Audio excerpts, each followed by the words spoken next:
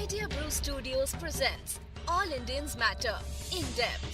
मेरे दुखी भाइयों और बहनों, मुझे कोई पता नहीं है कि सिवाय आपके मुझको कोई भी सुनता है या नहीं। ये अनुभव मेरी जिंदगी में मेरे लिए दूसरा है। पहला अनुभव इंग्लैंड में हुआ था जब मैं राउंड टेबल कॉन्फ्रेंस में गया। मुझको पता ही नहीं था तो मुझको इस तरह से कुछ बोलना है। मैं तो एक अनजान पुरुष हूँ, मैं कोई दिलचस्पी भी नहीं लेता हूँ, लेकिन दुख के साथ मिल जाना वो तो मेरा जीवन भर का प्रयत्न है, जीवन भर का मेरा पेशा है। Hello and welcome to All Indians Matter. I am Ashraf Engineer and this is part 5 of our conversation on Mahatma Gandhi's killing with Tushar Gandhi, great-grandson of the Mahatma and president of the Mahatma Gandhi Foundation.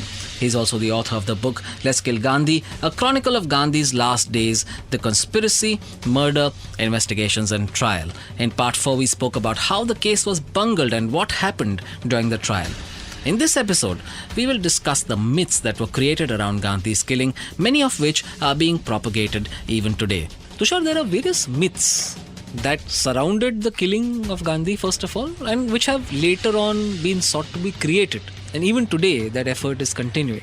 And one of the myths at that time, 1948, when he was killed, was that Gandhi gifted or forced India to gift Pakistan 55 crore rupees. What is the truth of that matter? Ashraf, to justify Gandhi's murder, a lot of accusations were fabricated post the murder as an afterthought to sort of create an atmosphere that the act of Gandhi's murder was a patriotic act and it was unavoidable because of the love for Mother India.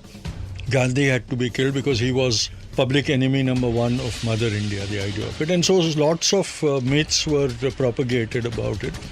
One amongst them was the 55 crores that Gandhi supposedly gifted out of his love to Pakistan.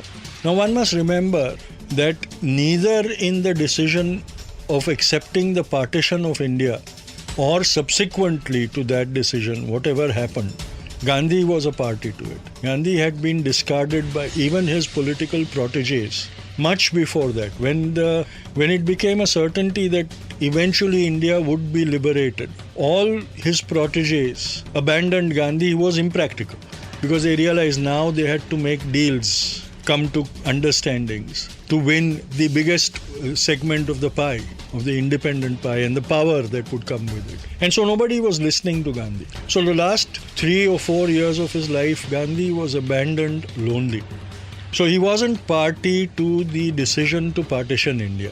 That was taken superseding him. If you look at the chronology of how Mountbatten sold the partition plan, he first convinced Sardar Patel to accept the plan.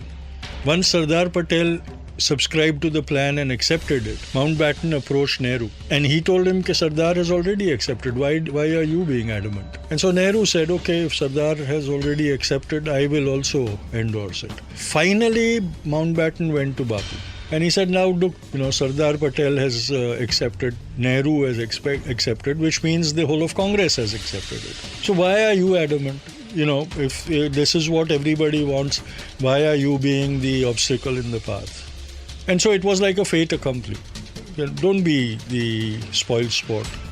Now you are alone. Nobody is going to listen to you. And so finally Bapu resigned into accepting that.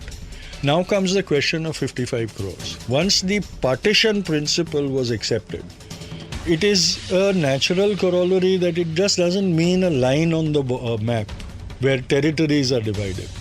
A government machinery has to be divided. A nation machinery is to be divided. So everything that is part of that nation has to be divided according to formulas. So you can't say, okay, this building on Janpath goes to Pakistan and this building on Rajpath goes to India and the Viceroy's house goes to Pakistan and the Parliament house goes to India. You can't do that. The fixed assets are going to remain in the territories that they are. But everything else that can be moved can be divided. And so there were committees of both Government of Pakistan representatives and Government of India representatives even before the two entities came into existence. The committees were formed and they sat down and divided everything. If you read Freedom at Midnight, you will read a chapter in which it says that, from a government office, a desk went to India and the chairs accompanying the desks went to Pakistan.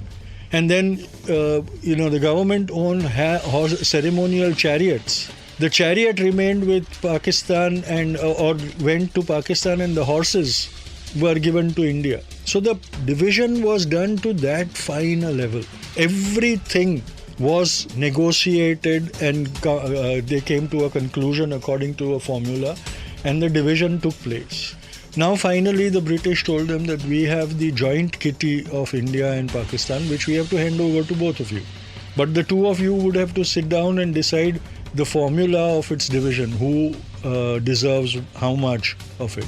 And so the committee was formed in which Gandhi was not there. Now you must remember that these government committees don't have Gandhi on it. Bapu was nothing in the government. The interim government nominated. So the finance ministers and the prime ministers and the senior ministers were negotiating with each other. Till 14th August 1947, when Pakistan came into existence, they couldn't arrive at a formula to divide the kitty.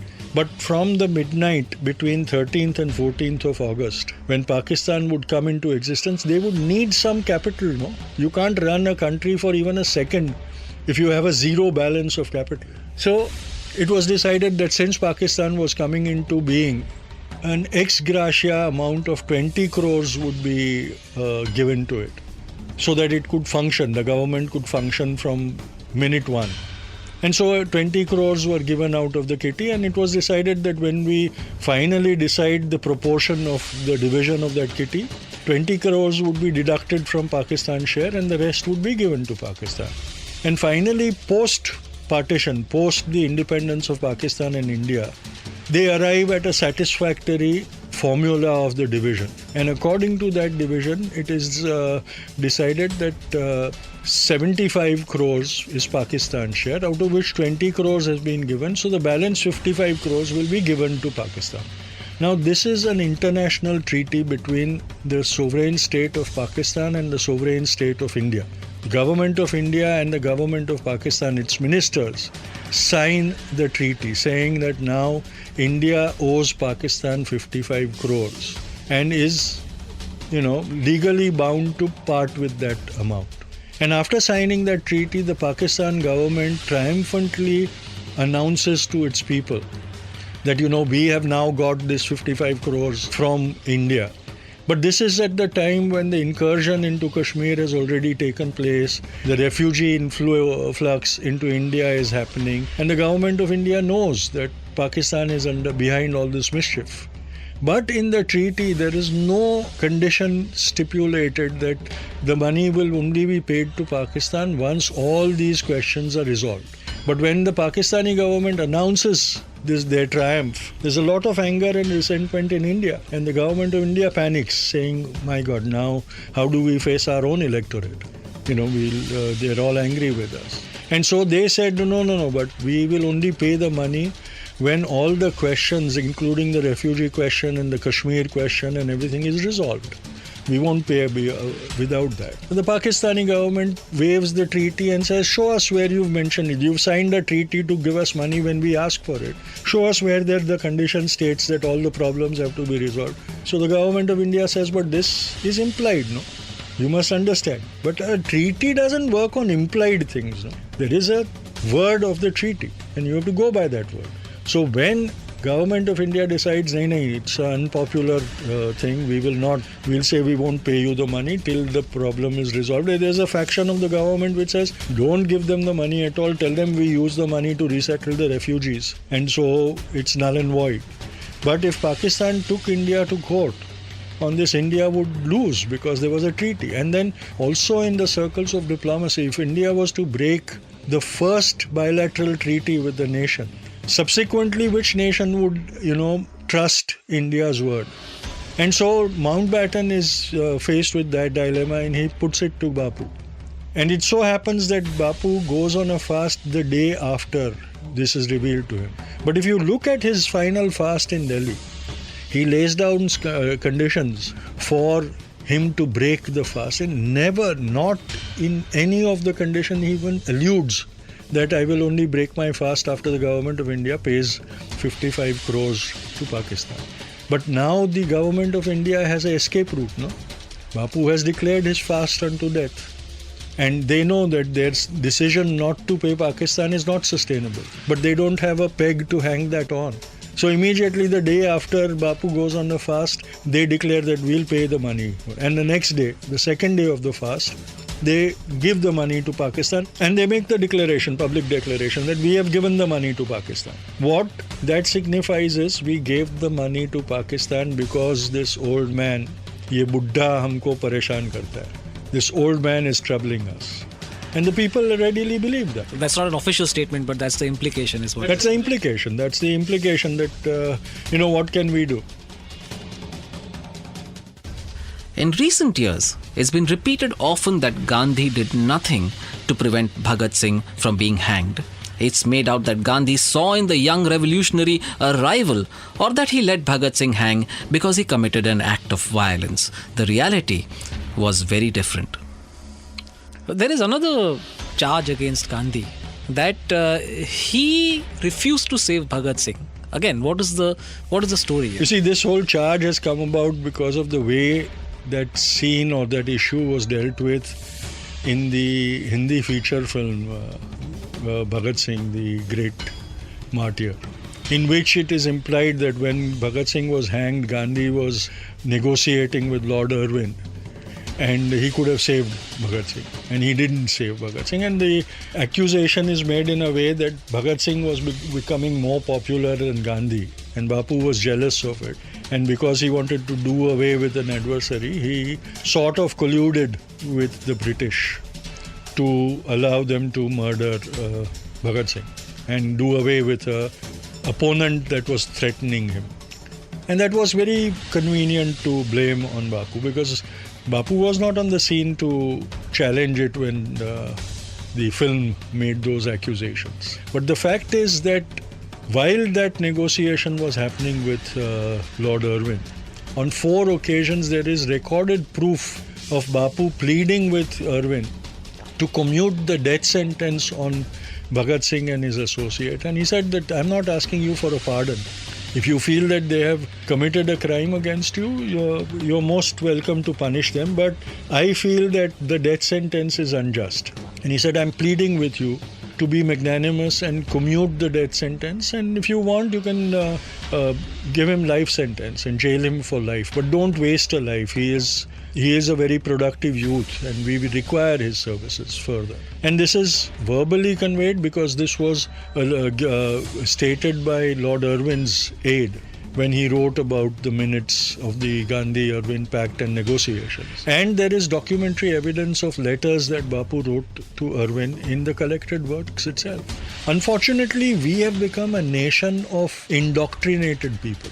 So we don't bother to go and find out the facts for ourselves. If somebody tells us that, then the nation wants to know, and the nation knows that way. We don't bother to go and find out ourselves. Actually, there's also the mercy plea that Bhagat Singh's parents submitted to the British, isn't there? The final act to save their son, Bhagat Singh's parents appealed to the British government, but Bhagat Singh refused to acknowledge or accept that. So Bhagat Singh rejected the mercy petition Yes, Bhagat himself. Singh himself. You see, after his arrest, Bhagat Singh refused to defend himself.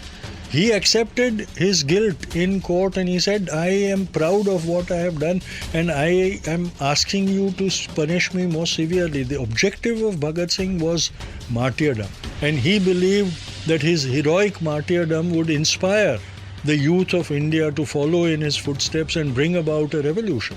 And so, even if Bapu had managed to get a pardon for him, I have my doubts whether Bhagat Singh would have accepted that pardon. He would have said, okay, release me from jail, I'll go and murder somebody else or blow up some other British installation and come back into jail because I want to become a martyr. He wanted to die. Like Gandhi didn't want to be protected.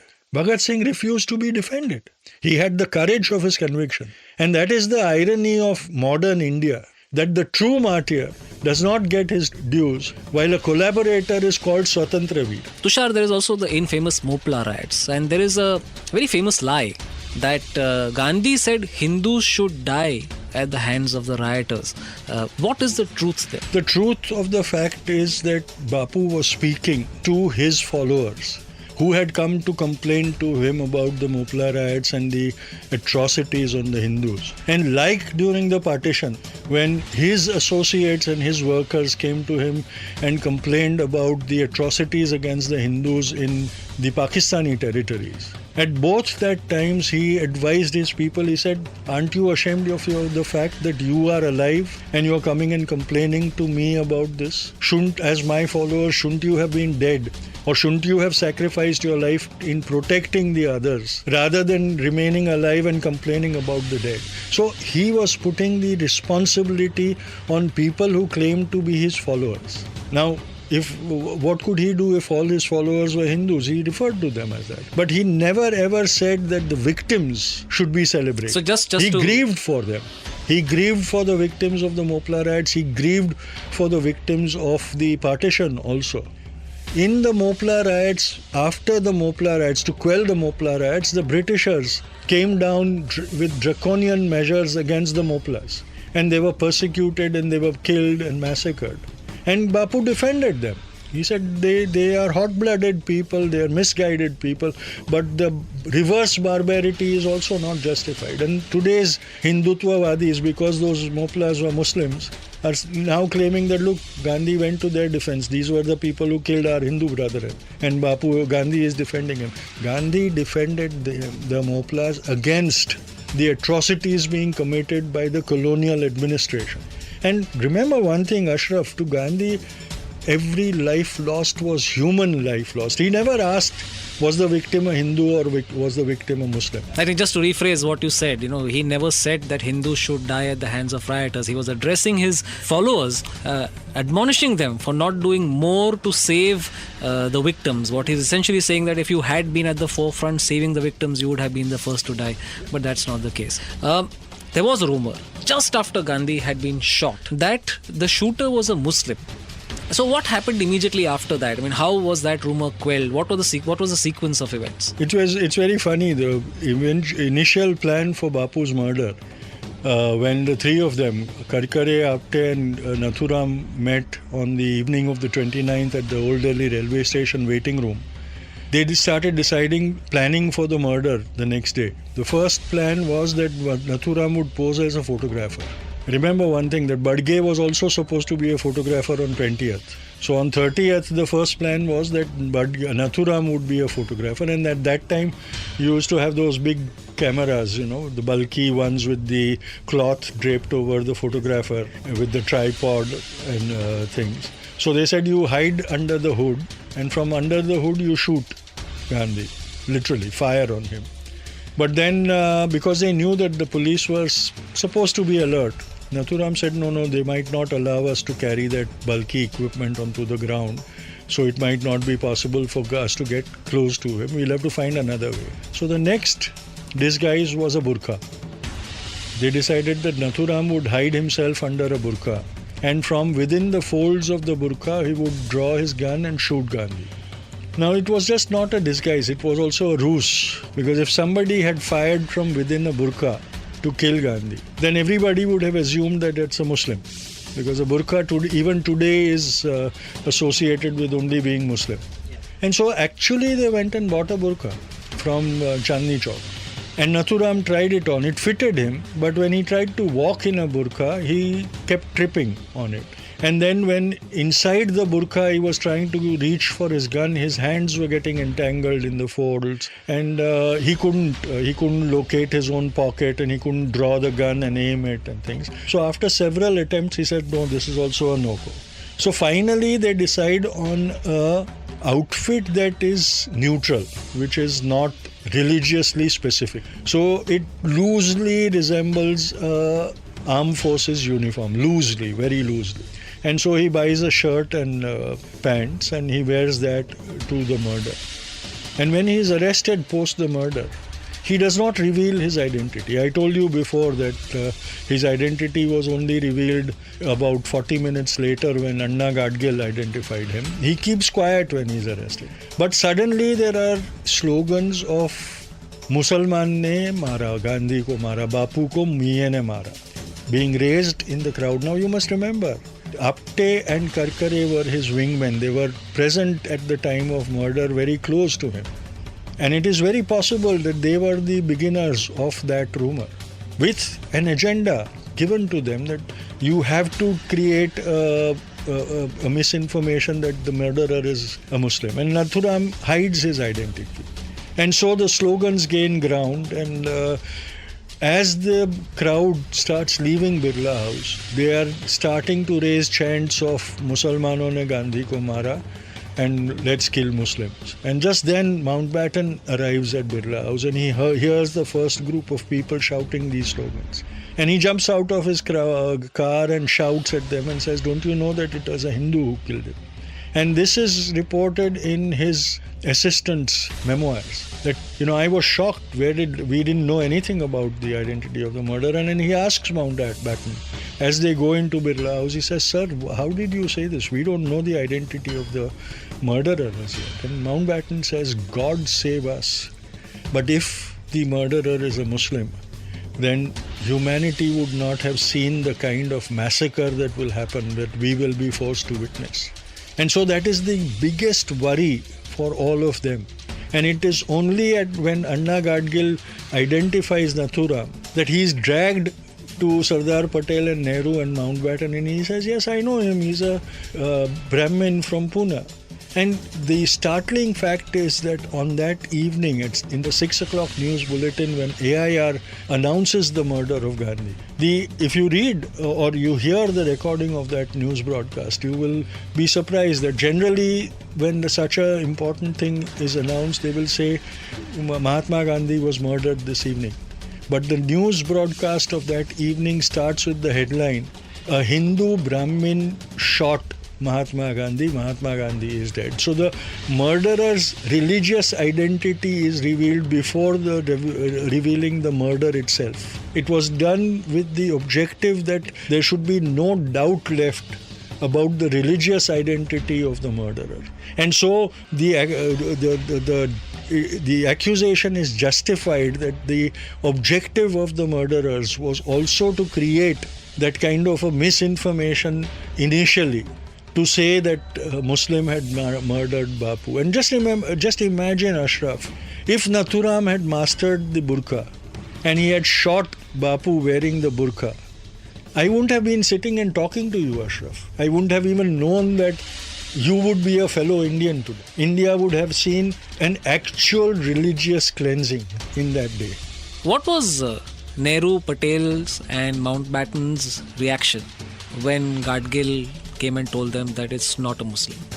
It's very apparent a feeling of relief.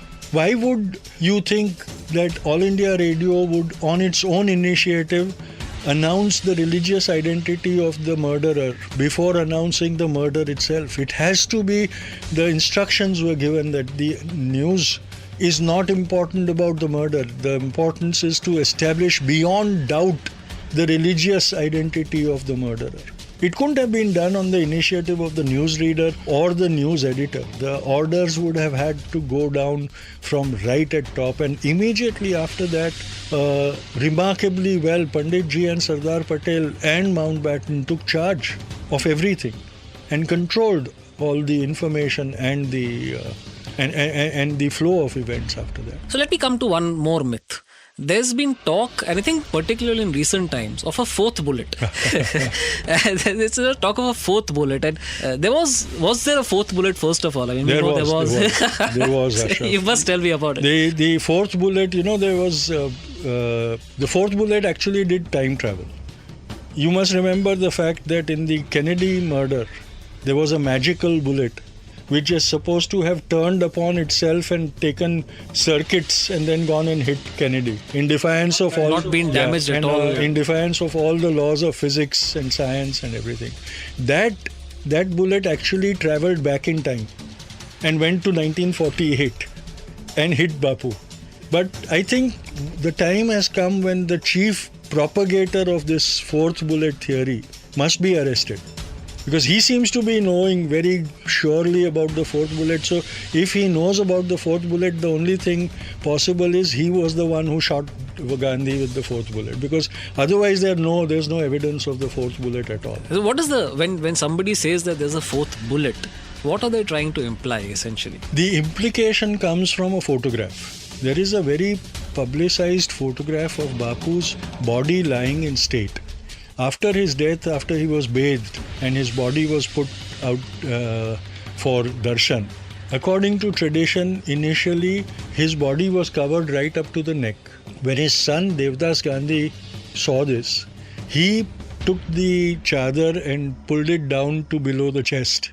And he insisted that the gun wounds must be revealed for the people. He said that the bullet wounds were like bravery rewards of a non-violent soldier, and the world must witness them. So when you see that photograph, you see the 3 bullet wounds on Bapu's chest, but it's a black and white photograph. And now there are 4th generation reproductions of that photograph, which, every time it is reproduced, some creative reprint artist feels that, you need to retouch it and I'll show my artistry and things. And the body was rose petals were showered on the body. So there are rose petals stuck to the body at various points. And right close to the 3 bullet wounds, there is a rose petal on Bapu's chest, which through the generations of reproduction can now be passed off as the 4th bullet wound. And the 2 years back last year or 2 years back, there was an appeal in the Supreme Court to reopen the investigations in the Gandhi murder. And they claimed that there was a 4th bullet and the 4th bullet was fired and there was a 4th bullet wound on his chest. And this photograph was presented and they claimed that some photo forensic expert had opined that mark was a bullet wound. Apparent bullet. But what is the implication of it? So what if there had been a 4th bullet, and we know there wasn't, but if there had been a 4th bullet, what are they trying to imply? They are trying to imply that there was a murderer other than Nathuram Godse. And so they're not trying to save Nathuram Godse because Nathuram Godse has been executed, unfortunately. But then if that theory gains credence, then they can claim that even Savarkar and RSS and Hindu Mahasabha were not involved and some mystery 4th gunman was present. There used to be in our childhood, you must have also seen it, there used to be a very hit serial on TV, Invisible Man.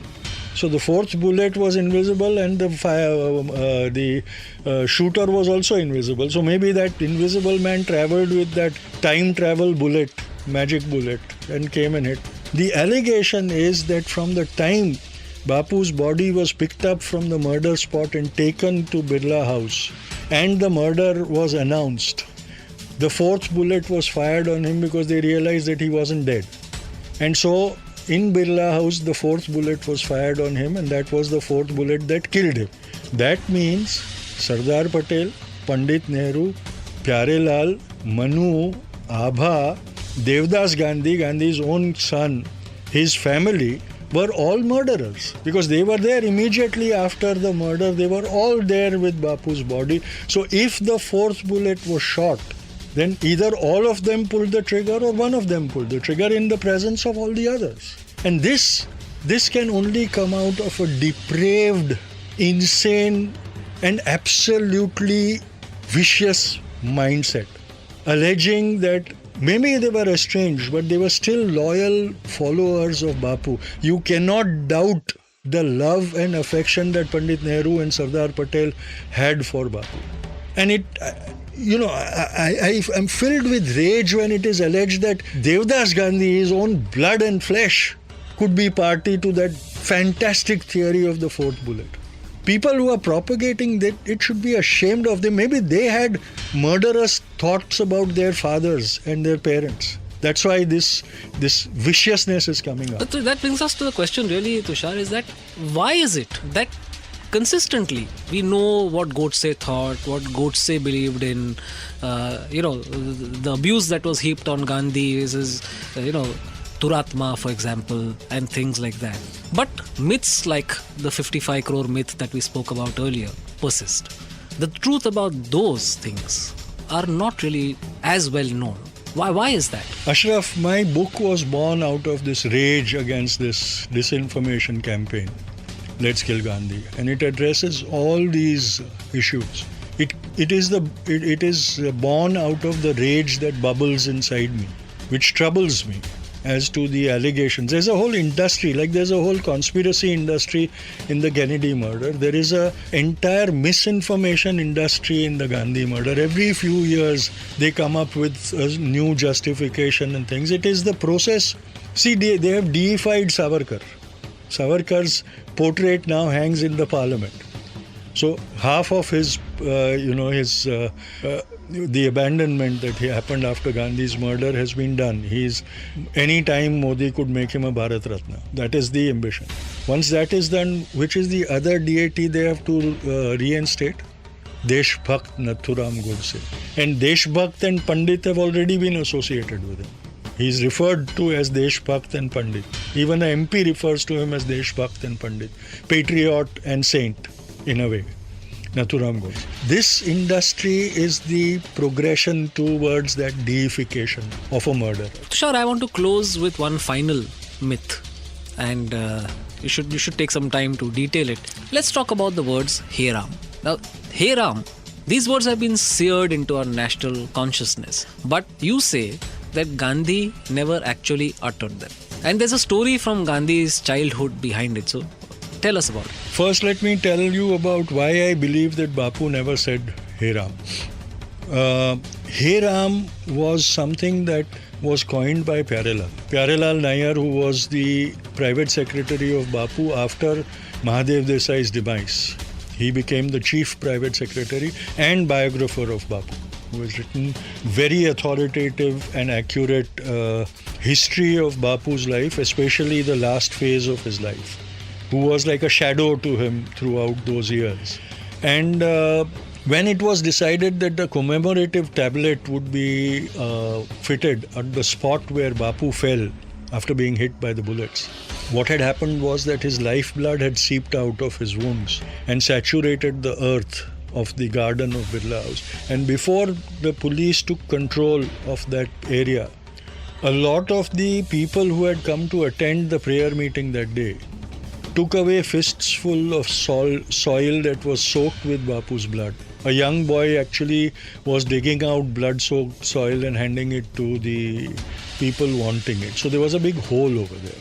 A very interesting corollary to that happened three years before. A fistful of that blood-soaked soil was offered on auction in London. And one of the auction houses in London successfully sold that fistful of blood-soaked soil for upwards of about £45,000 sterling. So there was that hole, and it was decided that a commemorative tablet would be fitted over there to mark the spot where Bapu had fallen. And the date and the time of the event would be engraved on it. And then it was decided that the last words would also be inscribed on it. Now, how they came to know about the last words were that when the bullets started hitting Bapu, one after the other, he was heard saying Ram. And then he collapsed, and he was, for the few instants that he was alive, his head rested in Abha's lap, Abha Gandhi, who was his grand niece-in-law. And she, throughout his life, till she passed away, she always maintained that the moment she realized that Bapu was not there anymore was that when that continuously diminishing chant of Ram stopped. She said, right from the time that he fell in my lap, the last few seconds of his life, he was continuously chanting Ram, Ram, Ram, Ram, Ram. And it was diminishing. It was getting quieter and quieter, softer and softer. And finally it stopped, and I realized that Bapu was no more. When the time came to inscribe those words, Pyarelal in his creative best said, Ram, Ram doesn't read very well. So let's say add a Hey to it. And so he said, for somebody who reads it, Hey Ram sounds much more emotional than mere Ram. And so the Hey was added, and at that inscription on that stone, and then at the memorial at Rajghat, they decided to write Hey Ram. But the fact that Bapu said Ram, because there was a established story in his childhood, incident in his childhood. Mohan in his childhood was a very timid boy. Mohandas Karamchand Gandhi, who was known as Monio as a child, was a very timid kind of a person, a boy who was scared of everything. Anything possible could scare him. Insects, creepy crawlies, rodents, shadows, darkness, everything intimidated him. And in those days there was no electricity. So in the evenings one had to go from room to room lighting lamps for illumination. And the young children would be entrusted with the job. They would be given a candle or a wick to go and light all the lamps in the rooms. And so many a times Mohan would be asked to do it as a prank, because his brothers knew that Mohan was terrified of darkness. So what they would do is, as soon as he entered a remote dark room, they would rush in behind him, blow out his wick, and then rush out and lock him in the dark room. And that resulted in Mohan becoming hysterical and screaming and shouting and crying to be released and all that. And the whole mohalla would come to know. Every evening it became a ritual of the mohalla that now Mohan's tantrums will start. Ramba, who was his dai, was very affectionate of Mohan. Ramba, who was the governess of the family who was bringing up Mohan, was very fond of Mohan, and she used to be very concerned. She would be the one who rescued him. She would rush and scold the elder brothers and free Mohan from the terrifying dark room. And she used to always console him and try to tell him that his fears were not realistic. He shouldn't be intimidated like this by them. But Mohan would always say, but I get very scared. I get, what do? I get scared. I'm terrified of the darkness. So finally Ramba told him that, don't you believe there's God? And doesn't your mother tell you that God is everywhere? He's around us all the time. We're never alone. He resides within us also. So Mohan says, yes, I believe my mother. I believe what she says. But I can't see or feel God. And when I get terrified, he abandons me. I don't feel him with me. I don't feel him inside me. I don't see him anywhere. And Ramba realizes that the child needs some kind of a physical reassurance. So she is the one who tells him in the early childhood that why don't you do this? When you start feeling scared, start taking his name loudly. And you will, when you hear his name, you will feel as if he is talking to you. And after a few failed attempts, Mohan realizes that has a very calming effect on me. And he slowly overcomes his fear.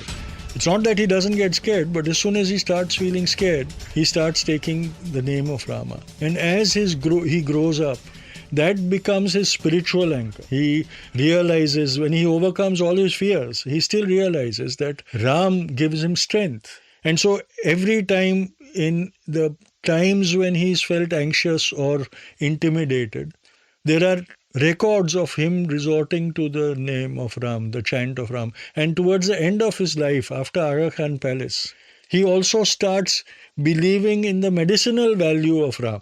And to the last year of his life, he refuses to take medical medicines, allopathic medicines or treatment. He said, Ramanama is my only panacea and cure, and I'm only going to rely on that. And so it is established fact that Ramanama is as inseparable from Mohan as his heartbeat is.